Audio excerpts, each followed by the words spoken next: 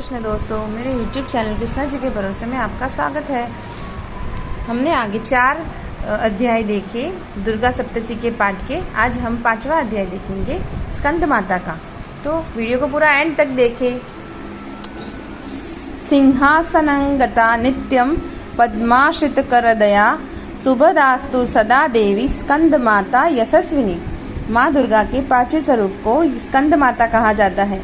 ये भगवान स्कंद कुमार कार्तिकेय के नाम से भी जानी जाती है। इन्हें भगवान स्कंद की माता होने के कारण दुर्गा जी के इस 5वें स्वरूप को स्कंद माता के नाम से जाना जाता है। इनकी उपासना नवरात्रि पूजा के 5वें दिन की जाती है। इस दिन साधक का मन विशुद्ध चक्र में स्थित रहता है। इसका वर्ण पूर्णतः शुभ है। ये कमल के आसन पर विराजमान रहती है। इसी कारण इन्हें पद्मासन देवी भी कहा जाता है। इसका वाहन सिंह है। नवरात्र पूजन के 5वें दिन शास्त्रों में पुष्कल महत्व बताया गया है। इस चक्र के अवस्थित मन वाले साधक की समस्त बाह्य क्रियाओं एवं चित्त वृत्तियों को लोप हो जाता है। अध्याय 5वां देवी की स्तुति, अंबिका के रूप की प्रशंसा। ऋषि बोले, प्राचीन समय में शुभ निशुंभ दोनों असुरों ने बल के मध्य में भयंकर इंद्र त्रिलोकी का राज्य और यज्ञों के भाग छीन लिया। उन्हीं दोनों ने सूर्य, चंद्रमा, कुबेर और वरुण का अधिकार पा लिया। वायु एवं अग्नि का काम भी वे ही करने लगे। देवताओं को अपमानित, पराजित एवं राष्ट्रीय भ्रष्ट करके स्वर्ग से निकाल दिया। जिनके अधिकार उन दोनों असुरों ने छीन लिए थे, वे सभी पराजित देवता अपराजित देवी का स्मरण करने लगे। उस देवी ने तो हमें वर दिया हुआ है कि आपातकालीन में मेरा स्मरण करने पर तुम्हारे महान संकट तत्क्षण में दूर कर दूंगी। यदि वरदान विचार कर पर्वत राज हिमालय के पास सभी देवता पहुँचे। भगवती की स्तुति करते हुए देवता बोले, देवी एवं महादेवी को नमस्कार हो, शिव को नमस्कार हो, प्रकृति एवं भद्रा को नमस्कार हो। हम नियम पूर्वक जगदम्बा को प्रणाम करते हैं। रुद्र रूपा को नमस्कार हो, नित्य स्वरूपा गौरी एवं धात्री को नमो नमः हो। ज्योत्स्ना रूपिणी चंद्र स्वरूपा एवं सुखमयी को निरंतर प्रणाम है। प्रणाम करने वालों की उन्नति करने वाली सिद्धि स्वरूपा को नमस्कार है। राक्षसों की लक्ष्मी, राज्य लक्ष्मी, शिव शंकर पत्नी माता जी को नमो नमः। दुर्गा संकट के पार करने वाली दुर्गा पारा, सार रूपा सारा, सर्वकारिणी ख्याति कृष्णा धूम्रा देवी को सदैव नमस्कार हो। अत्यंत सुंदर एवं अत्यंत भयंकर रूप उस देवी को बारंबार प्रणाम है। जगत की आधारभूत कृति देवी को नमस्कार है। जो देवी सभी प्राणियों में निंद्रा रूप से कही गई है, उसे नमस्कार हो। जो देवी सभी प्राणियों में चेतना कहलाई जाती है, उसे नमस्कार हो। जो देवी सभी प्राणियों में शुदा और छाया रूप में स्थित है, उसे नमस्कार हो। जो देवी समस्त जीव मात्र में वृत्ति रूप से स्थित है, उसको नमस्कार है। जो देवी प्राणियों से क्षमा शक्ति और कृष्णा रूप में स्थित है, उसे नमस्कार हो। जो देवी सब प्राणियों में लज्जा, शांति और श्राद्ध रूप में स्थित है, उसे नमस्कार हो। जो देवी सभी प्राणियों में क्रांति रूप में स्थित है, उसे नमस्कार हो। जो देवी सभी प्राणियों में भ्रांति, क्रांति और जो लक्ष्मी रूप में स्थित है, उसे नमस्कार हो। जो देवी समस्त जीव मात्र में स्मृति रूप में स्थित है, उसको नमस्कार हो। जो देवी समस्त जीव मात्र में तुष्टि रूप और स्थित है, उसको नमस्कार हो। जो देवी समस्त जीव मात्र में माता रूप में स्थित है, उसको नमस्कार है। जो देवी जीव मात्र में भ्रांति रूप में स्थित है, उसको नमस्कार है। जो देवी समस्त इंद्रियों तथा संपूर्ण जीव मात्र की अधिष्ठात्री है, उसे समस्त जीव मात्र में निरंतर व्याप्त रहती है, उसको बारंबार नमस्कार हो। जो देवी इस सारे संसार में व्यापक होकर चैतन्य रूप में स्थित है, उसे बारंबार नमस्कार हो। प्राचीन काल में अपने मनोरथ की सिद्धि के लिए देवताओं ने जिस भगवती की स्तुति की, इसी प्रकार कई दिन तक देवराज इंद्र जिनकी सेवा करता रहा, वह मंगलारूपा परमेश्वरी हमारा मंगल एवं कल्याण करे और हमारी आपत्तियां दूर करे।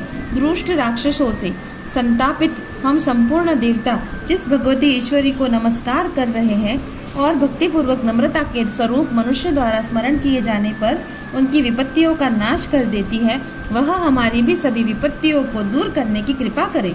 मेघा ऋषि बोले, हे राजन, सभी देवता जब इस प्रकार भगवती की स्तुति कर रहे थे, उस समय श्री गंगा जी के जल में स्नान करने के लिए श्री पार्वती जी आई। उस समय पार्वती जी ने देवताओं से पूछा कि तुम लोग किसकी स्तुति कर रहे हो।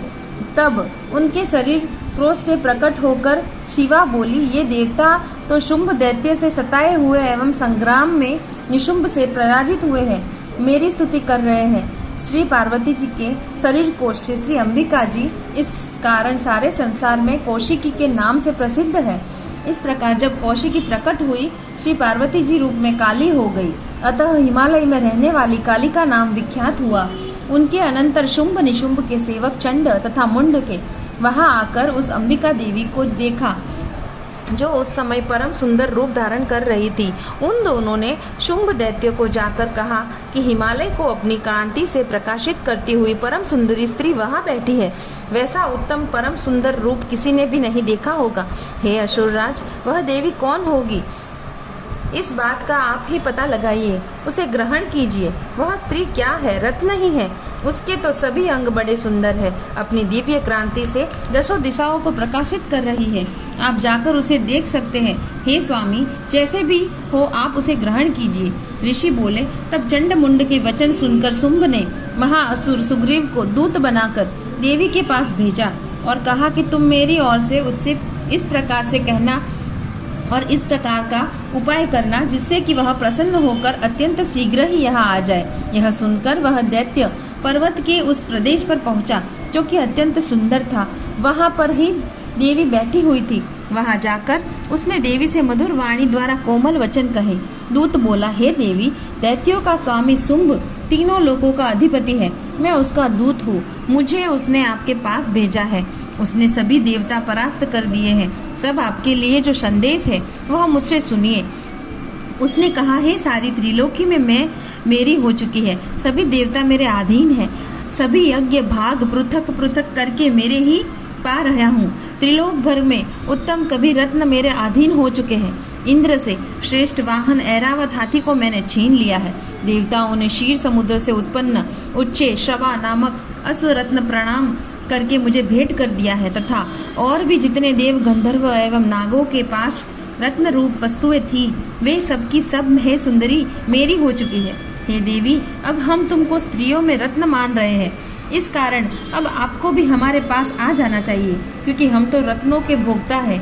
अब हमारी इच्छा है कि मुझे अथवा मेरी पराक्रमी भाई निशुंभ को इन दोनों में से किसी की चुन लो, क्योंकि तुम रत्न रूप हो। मेरे साथ विवाह कर लेने में ही तुम्हें अतुल ऐश्वर्य प्राप्त होगा।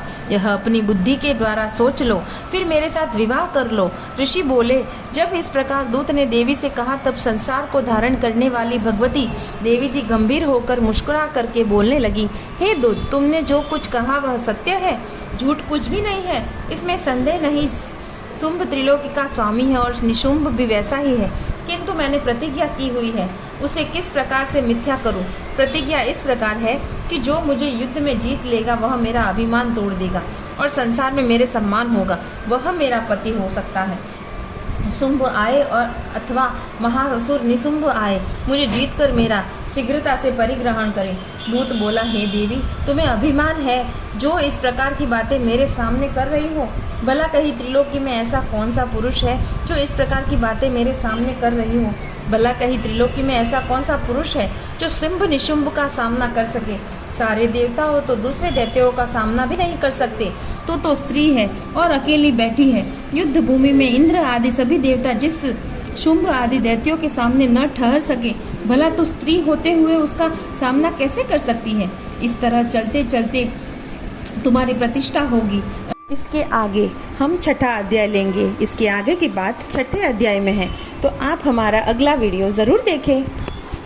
आपको हमारा वीडियो अच्छा लगा है तो चैनल को सब्सक्राइब करें, मेरे वीडियो को लाइक करें और शेयर करें।